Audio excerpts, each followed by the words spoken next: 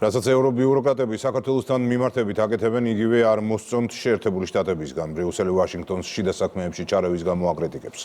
ორმაგი სტანდარტი, პატარა ქვეყნის დამორჩილების მცდელობა, რომელიც ჩავარდა და პოლიტიკური ბუმერანგის პრინციპი, მაკუნა აბულაძის სიუჟეტი.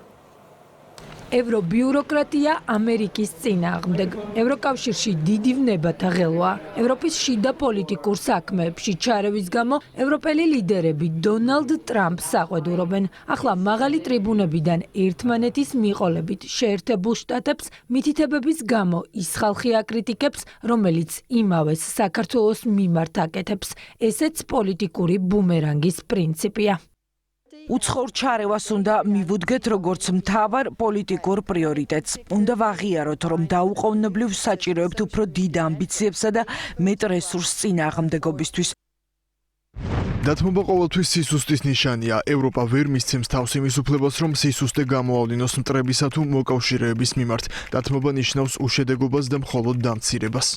ემანუელ მაკრონის ორმაგი სტანდარტიც ახალი არავისთვის არის. მაშინ როცა საქართველოში პარტნიორობის პრინციპებზე ლაპარაკობდნენ და ოფიციალური თბილისი სამართლიან მიდგომას ელოდებოდა, საფრანგეთის პრეზიდენტი ჩვენი ქვეყნისგან უპირობო მორჩილებას ითხოვდა. როცა საქმე საფრანგეთის შიდა პოლიტიკაში ჩარევას შეეხო, აღმოჩნდა, რომ მაკრონს სხვა ქვეყნის მონობა თავად არ სურს. უკან არ უნდა დავიხიოთ, არ უნდა დავემორჩილოთ უძლიერესთა კანონს ან დაშინების ტაქტიკას. არ უნდა დავემორჩილოთ ყველაზე ძლიერთა მითითებებს. ვფიქრობ, ახალი კოლონიალისტური მიდგომა აზრს მოკრებულია. თუ კი პასიურად მივიღებთ ყველაზე ძლიერთა კანონს, ეს ვასალიზაციამდე მიგვიყვანს. რაც დრო გადის საფრანგეთის პრეზიდენტის, გერმანიის კანცლერის და ევროპელი ლიდერების განცხადებები სულ უფრო და უფრო მსგავსება ხალხის ძალის ბრიფინგებს.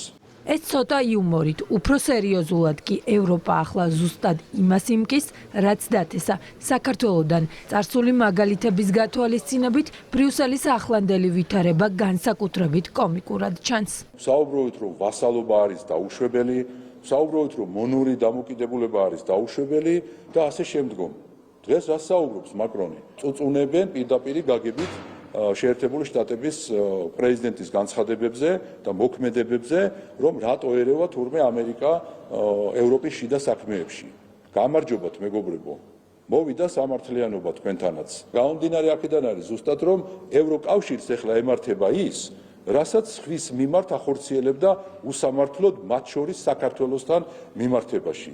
ორმაგი სტანდარტი და პატარა ქვეყნის დამორჩილების მცდელობა. ევრობიუროკრატიის გეგმა საქართველოში ჩავარდა. სამაგიეროდ ახლა თავად უწევთ ბრძოლა მათში და პოლიტიკურ საქმეებში ჩარევის წინააღმდეგ და სუვერენიტეტის დასაცავად. ახლა ევროპას ზუსტად ის ქმედებები აღარ მოსწონს, რომელსაც წლებია სხვა ქვეყნების წინააღმდეგ თავად მიმართავს. როდესაც ბუმერანგს ისვრი, უნდა იცოდე, რომ ის აუცილებლად მობრუნდება და შენც მოგიბრუნდება. ახლა თვითონ დაიწყეს სუვერენიტეტზე ლაპარაკი, მათ სუვერენული უფლებების შელახვაზე საუბარი და როგორ წარმოუდგენიათ ახლა, რომ ერები მსოფლიოში უნდა დაიყოს თქვათ რაღაც იერარქიის მიხედვით, ვისი უფლებების შელახვაც დასაშვებია, თქვათ მცირე ერების და უფრო სოლიდური ერები, რომლის უფლებების შელახვა სუვერენულის დაუშვებელია, როგორც თვითონ იქცეოდნენ და დაკარგეს სახე, ასევე ექცევიან მათ. საქმე გვაქვს იმ ორმაგ სტანდარტებზე, რაც უკვე ევროპული ბიუროკრატიის მხრიდან არ ახალია. მაშინ, როდესაც განიკითხავ ამერიკას შიდა პოლიტიკაში ჩართვის კუთხით, ჩვენ გვახსოვს თუ როგორ დღემდე ევროკავშირი ერევა შიდა პოლიტიკაში. ევროპის პოლიტიკური ელიტის მიკერძოების და შერჩევითი მიდგომის კარგ მაგალითად საქართველო გამოდგება. როცა ჩვენს ქვეყანას ეროვნული ინტერესების დაცვის გამო აკრიტიკებდნენ, ახლა იმავე რეალობის წინაშე თავად აღმოჩნდნენ და თავის დაცვაც თავად უწევთ.